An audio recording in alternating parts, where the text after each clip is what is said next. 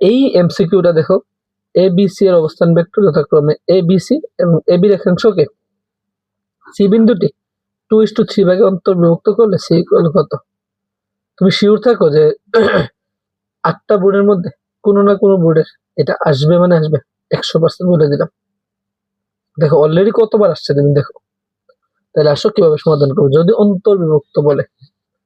তাহলে তুমি জাস্ট দেখো, এ বি রেখাংশকে বলছে না সি বিন্দুটি 2:3 ভাগে অন্তর্বিভক্ত করলে সি কত? একটা শর্টকাট মনে রাখো, এই শর্টকাটটা মনে রাখো, শর্টকাটটা একটু মনে রাখো। এই যেই অনুপাতটা তোমাকে দিবে, এই অনুপাতটা হচ্ছে এই এবি বলছে না, এই প্রথমত এইখানে কি আছে, বি আছে, প্রথম মানটাকে বি এর অবস্থান ভেক্টর সাথে গুণ করবা। তাহলে বি এর অবস্থান ভেক্টর কি বি, তাহলে এই অনুপাতটা তুমি বি এর সাথে গুণ করো 2b, তারপরে 3 কে এর অবস্থান ভেক্টর সাথে গুণ করো, তাহলে 3a, তারপরে যোগ করো, যোগ করে যেই অনুপাতটা আছে সেই অনুপাতটাকে যোগ করে দাও 2 + 3, তাহলে 2b + 3a বাই হচ্ছে 5, তাহলে 2b + 3a বাই 5 কোনটাতে আছে? 2b + 3a বাই 5 হচ্ছে ক্ষতে আছে, বুঝছো?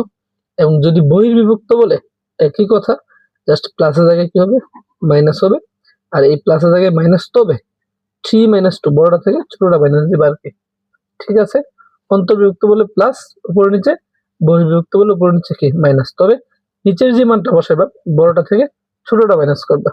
আবার বলে দিই, এই অনুপাতটার প্রথম মানটার সাথে বি এর অবস্থান ভেক্টর সাথে গুণ করবা, আর দ্বিতীয় মানটা যে অনুপাতটা আছে এটা এর অবস্থান ভেক্টর সাথে গুণ করবা, দুটাকে যোগ করবা এবং অনুপাত দুটাকে নিচে কি করে দিবা, যোগ করে দিবা। ঠিক আছে।